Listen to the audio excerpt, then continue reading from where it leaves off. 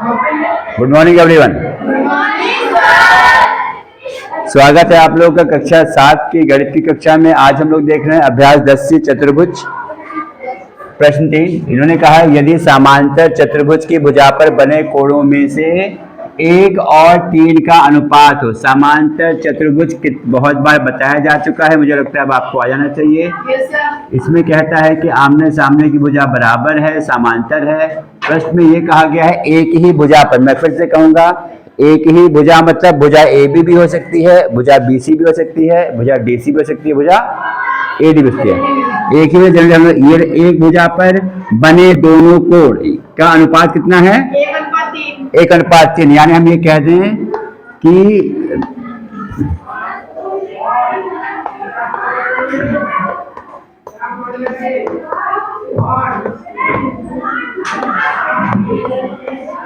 समांतर चतुर्भुज में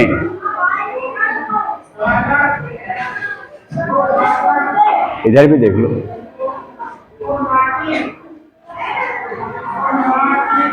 ठीक है। ये इसमें क्या है? एंगल A अनुपात एंगल B कितना है? 1:3। यहाँ पे आप मान लोगे एंगल A आपके पास x है तो एंगल B कितना हो जाएगा? 3x। और एक ही भुजा पर अगर दोनों कोण हैं तो इनका सम कितना होना चाहिए? इनका योगफल होता है 180, क्योंकि ये अंतर कोण भी कहा जा सकता है। या अगर ये पैरेलल लाइन है, अगर ये पैरेलल लाइन है तो ये हो गया क्या? तिर्यक रेखा। और तिर्यक रेखा के एक ही साइड पे दोनों कोणों का योग, तिर्यक रेखा पर एक ही साइड पर और समांतर रेखा के बीच का कोण क्या होता है? इसका योगफल 180 डिग्री होता है। अगर आप ध्यान करो ऐसे वाले ये फिगर, ये बताया था, ये समांतर होता है। ये मान लो एंगल A है, B है, तो A + B आपके पास 180 होता है। यही कॉन्सेप्ट यहाँ यूज हुआ है। एंगल A का मान रख दोगे x + 3x, ये हल हो जाएगा। हल करोगे सिटी 4x = 180।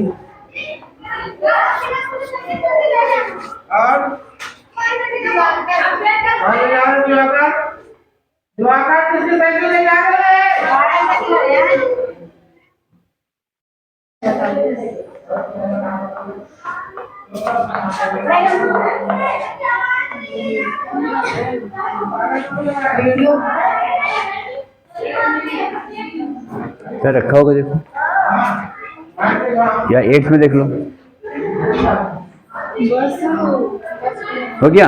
ये अभी उत्तर नहीं आएगा। यहाँ पे हमें x का मान मिला है, कितना है ये? 45। x क्या है? 45। प्रश्न में क्या कहा गया था? प्रत्येक कोण, प्रत्येक कोण मतलब कितने कोण हैं? 4 कोण है। Angle A, angle B, angle C और एंगल D। एंगल A आपके पास x था, एंगल C कितना था? 3x। ये तो मान देखो, एंगल A x और एंगल B 3x। अब एंगल A x है तो एंगल C कितना हो जाएगा? ये भी क्यों हो जाएगा? ये क्योंकि सम्मुख कोण बराबर। एंगल B 3x है तो एंगल D भी आपके पास 3x हो जाएगा। यानी एंगल A बराबर एंगल C हो जाएगा x, which is equal to 45 डिग्री। और angle B is equal to angle D, क्योंकि समांतर चतुर्भुज में सम्मुख कोण बराबर होते हैं। ये आपका 3x है, x का मान रख देंगे, हो जाएगा 45, 135 डिग्री। तो हम यहाँ पे क्या कह सकते हैं उत्तर में? एंगल A और एंगल C आपका 45 है, एंगल B और एंगल D ये 45, C भी 45, B 35 और एंगल D भी 135। सही है? डाउट किसी को? आसान प्रश्न है ये। आपके बेसिक कॉन्सेप्ट समांतर चतुर्भुज में क्लियर कर रहे हैं, जो आपकी आने वाली कक्षाओं में बहुत ही ज्यादा महत्वपूर्ण और यूजफुल है। ठीक है, चलो चलिए, ये आपका प्रश्न 4 है। समांतर चतुर्भुज की संलग्न भुजाएं, समांतर चतुर्भुज की संलग्न भुजाएं, कृपया करके जो भी टर्म्स आ रहे हैं उसका आपको मतलब पता होना चाहिए, तभी प्रश्न हल हो पाएगा। सम्मुख भुजाएं क्या होता है? आमने सामने की। सम्मुख भुजाएं आमने सामने, संलग्न भुजाएं अड़ोसी पड़ोसी, जिसका एक ही शीर्ष हो। आप ऐसे समझ लो, वो भुजाएं जिसका एक ही शीर्ष हो। जैसे यहाँ पे एक शीर्ष, एक किस भुजाओं का शीर्ष है? एडी और एबी का। बी किसका शीर्ष है? एबी और बीसी का। रुक दो,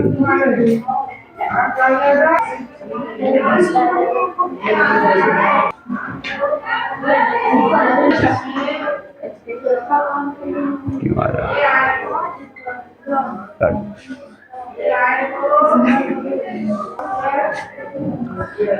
प्रश्न 4, समांतर चतुर्भुज के संलग्न भुजाएं 4 सेंटीमीटर हैं और 6 सेंटीमीटर हैं। संलग्न भुजाएं मीन्स क्या हो जाएगा बेटा? ऐसी भुजाएं जिसका एक ही शीर्ष हो। ठीक है। समांतर चतुर्भुज में हम कई बार कह चुके हैं, आमने सामने की भुजा समांतर और बराबर। ठीक है। अब यहाँ पे एक भुजा मान लीजिए, कह लीजिए ये एक 6 सेंटीमीटर है और दूसरी भुजा कितनी है अनुज? 4 सेंटीमीटर है। संलग्न भुजाएं। ठीक है। फिर उन्होंने कहा कि शेष 2 अन्य भुजाओं का माप बताइए। कैसे बताएंगे बताइए भाई? यहाँ पे क्या समांतर चतुर्भुज ABCD आपके पास है, इसमें क्या हो जाएगा? AB बराबर हो जाएगा CD। क्यों? आमने सामने की भुजा बराबर है और AB हमने क्या कहा है यहाँ पे? 6 सेंटीमीटर कहा है और AD कितना कहा है? 4 सेंटीमीटर। तो AB बराबर CD हो जाएगा कितना? ये हो जाएगा 6 सेंटीमीटर। माप ही तो कहा है कुल मिला के। और फिर इन्होंने क्या हो जाएगा? AD बराबर BC हो जाएगा। ये हो जाएगा 4 सेंटीमीटर, क्योंकि समांतर चतुर्भुज में आमने सामने की भुजा बराबर होती है। पहली बात। अब इसी में हम कह दें, अगर एक और हम ऐड कर दें कि अगर समांतर चतुर्भुज का परिमाप निकालना होगा तो कैसे निकालेंगे? परिमाप हम यहाँ बात करेंगे। ये प्रश्न 5 में आपसे पूछा गया, ध्यान दीजिएगा। आप प्रश्न 5 में, प्रश्न 5 में भुजाएं दी गई हैं और परिमाप पूछा गया, उसको मैं इसी में कंटिन्यू कर ले रहा हूं। ये मान लीजिए ये 6 है तो 6 ये भी हो जाएगा, ये 4 है 4 ये भी होगा। परिमाप मीन्स क्या होता है? किसी भी आकृति का परिमाप निकालने का मतलब, अगर मैं यहां पे चारों भुजाओं का योगफल, आयत का परिमाप याद है? 2 गुणे लंबाई धन चौड़ाई, है ना? उसमें भी आमने सामने की भुजा बराबर होती थी। तो समांतर चतुर्भुज की अगर हम यहां बात करें, अगर इसी में हमें निकालना है परिमाप, समांतर चतुर्भुज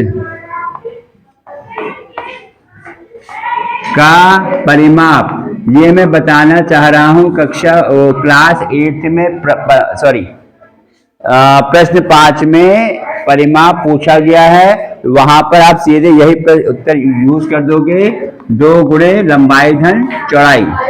लंबाई यहाँ पे कितना है देखो? 6 सेंटीमीटर।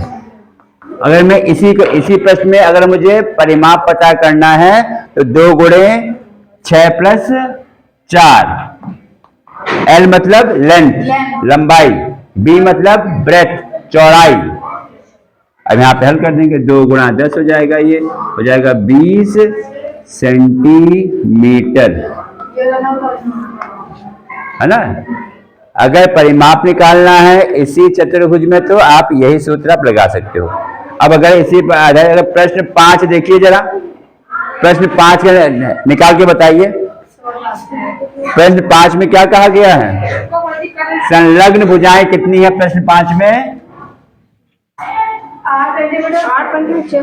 8 सेंटीमीटर और 6 सेंटीमीटर। और यहाँ पे और इन्होंने क्या पूछा है? चतुर्भुज का परिमाप। अब कौन हल करेगा?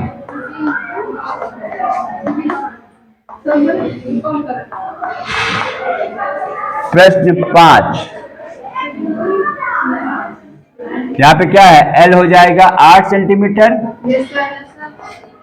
और B हो जाएगा 6 सेंटीमीटर।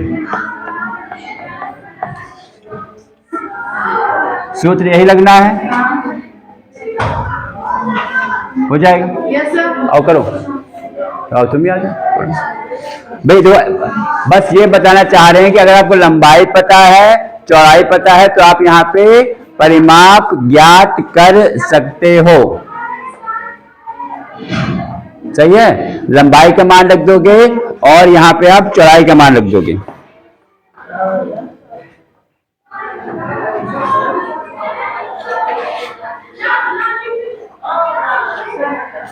ठीक है, आसान है। चलिए अब प्रश्न 6 देखिए, इतना नोट कर लीजिए। प्रश्न 6 पढ़िए, इसके बाद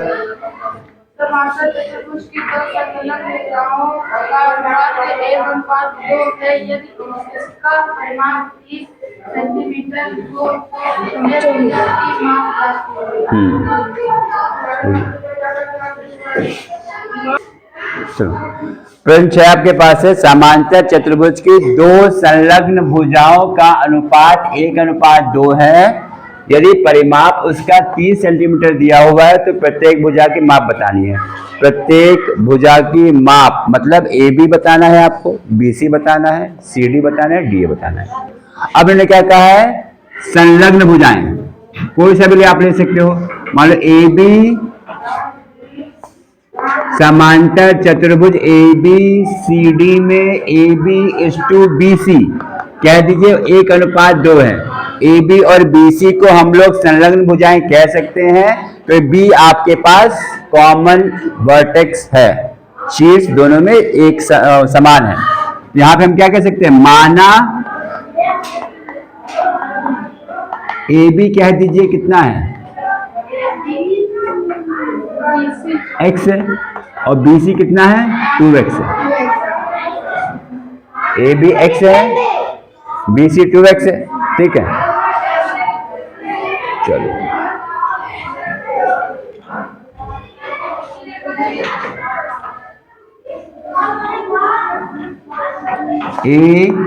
ABCD ऐसे कह दो। तो AB कितना है, x है, और BC कितना है, 2x है। तो या BC थोड़ी लेंथ लंबी हमने ले ली है, बात और वैसे भी ठीक है, कि पहले हमने अगर AB ये लिया था तो हमें ये हमारे पास ये x आ रहा था, वो और BC 2x तो थोड़ा अटपटा लग रहा था। अब यहाँ पे हो जाएगा। अब क्या करें, कितना परिमाप दिया है, 30। कितना परिमाप दिया है, 30। और परिमाप कितना दिया, और परिमाप क्या होता है, 2 गुणा लंबाई धन चौड़ाई बराबर 30। इक्वेट कर दोगे तो कितना हो जाएगा अनुज, L का मान यहाँ पे क्या है, 2x, लंबाई 2x है, और ब्रेथ कितना यहाँ पे x। भाई ब्रेथ आप x कह दो, ब्रेथ आप x कह दो, लंबाई आप यहाँ पे 2x हो जाएगा। 2x प्लस x ये 30 हो जाएगा।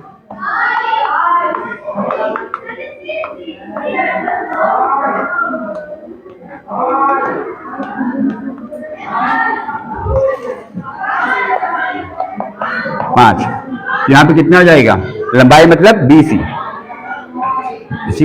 इसलिए क्या कह सकते हैं, BC कितना, BC किसके बराबर होगा, AD के, क्योंकि आमने सामने भुजा कैसी होती है, बराबर। ये 2x दिया हुआ है, x का मान रख दो 2 गुणे 5, 10 सेंटीमीटर। ठीक, और इसके बाद AB x है, AB ये x है, AB और CD बराबर हो जाएगा ये, क्योंकि आमने सामने की भुजा बराबर होती है। ये x है, कितना हो जाएगा ये, 5 सेंटीमीटर। चारों भुजाएं पता लग गई आपको, ये 10, ये 5, ये 10, ये 5। अब इसको जोड़ोगे तो 30 आ रहा होगा। 10 प्लस 5 15, 15 प्लस 10 25, 25 प्लस 5 30। यानी इसका जो परिमाप है वो 30 सेंटीमीटर आएगा। ठीक है,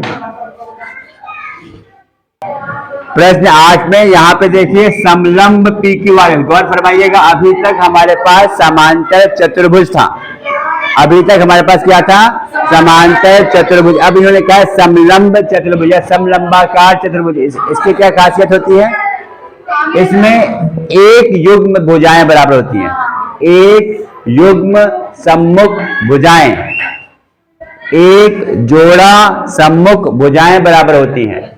एक ही पेयर आमने सामने की भुजाएं समांतर होंगी, बराबर नहीं, समांतर होंगी, बराबर नहीं होंगी, समांतर होंगी। और दूसरा जो युग्म होगा वो समांतर नहीं होगा, ठीक है, वो समांतर नहीं होगा।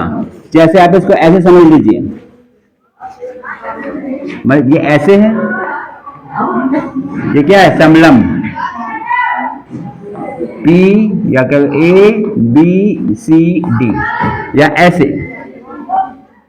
ये भी क्या है, समलंब, क्योंकि ये 90 हो गया, बाकी ये दोनों कैसे हो जाएंगे आपके पास, ये समांतर हो गया है और ये दोनों आपस में समांतर नहीं, सही है, एक जोड़ा समांतर है, ठीक है। अब इसमें क्या कहानी है, देखिए ये पैरेलल लाइन है आपके पास,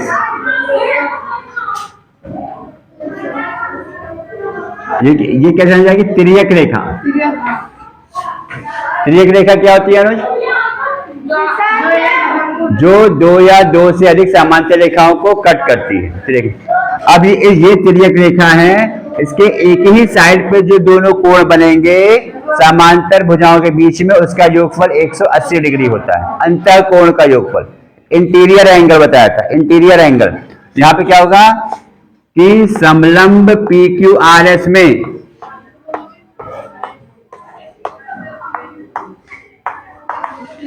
angle S plus angle P कितना हो जाएगा, 180 डिग्री, क्योंकि ये कैसे कोण है, अंतः कोण, या हम कह सकते हैं इसको इंटीरियर एंगल, को इंटीरियर एंगल रादर, क्या से एंगल है, को इंटीरियर एंगल या स अंतः कोण, जो भी कहते हो। अब ये क्या होगा, एंगल S निकालना है, P आपके पास 60 डिग्री है, तो एंगल S कितना हो जाएगा, 120, ठीक है अनुज। इसी तरह से ये कितना हो जाएगा, angle P plus angle Q भी आपके पास 90 होगा। यहाँ पे नई चीज ये है कि समलंब चतुर्भुज के बारे में बात की गई, किसके बारे में बात किया है, समलंब, है ना। और समलंब में क्या है, एक पेयर भुजाएं, एक युग्म सम्मुख भुजाएं समांतर होंगी, एक युग्म सम्मुख भुजाएं समांतर होंगी। मैं क्या वर्ड यूज कर रहा हूं, एक युग्म मतलब जोड़ा, सम्मुख फिर भुजाएं, ठीक। तो कितना हो जाएगा आपके पास, angle P plus angle Q भी क्या होगा, 180, एंगल P निकालना है, एंगल Q क्या हो जाएगा, 40,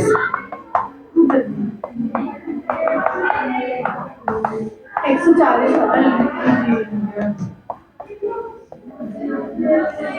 तो एंगल P आपके पास 140 हो जाएगा, 120। यहाँ भी बहुत इंपॉर्टेंट महत्वपूर्ण प्रॉपर्टी है, ये बेसिक्स है आने वाली कक्षाओं के, मैं फिर से कई बार कह चुका हूं, आने वाली कक्षाओं में 9th या 10th में उसकी ये ABCD है चतुर्भुज के प्रश्नों की, और इसी के माध्यम से आपको कहीं ना कहीं समांतर चतुर्भुज की प्रॉपर्टीज याद हो गई होंगी, बल्कि कि सम्मुख भुजाएं बराबर होती हैं, आमने सामने की भुजाएं बराबर होती हैं, फिर एक ही भुजा पे कोण आपके बनेंगे तो उसका योगफल 180 हो जाएगा। ये प्रश्न इसीलिए किए गए हैं या दिए गए हैं ताकि आपको इसकी विशेषता याद हो जाए, ठीक है। इस पर अगेन मैं कई बार कहता हूं, कार्य पुस्तिका के प्रश्न को अभ्यास करिए, उसको भी हम लोग क्लास में देखेंगे। खुश रहिए, स्वस्थ रहिए, अच्छे से पढ़िए, फिर हम लोग मिलेंगे अगले वीडियो में अगले टॉपिक के साथ। धन्यवाद।